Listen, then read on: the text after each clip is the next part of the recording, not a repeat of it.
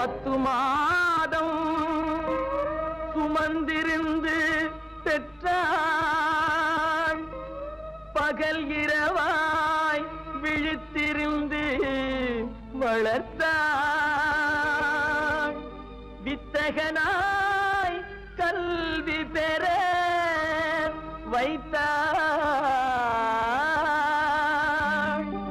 மேதினியில் நாம் வாழ செய்தாள்.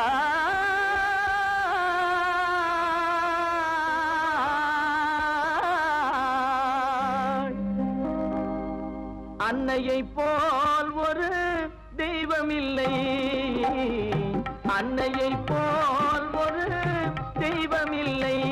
அவள் அடித்தொழ மரப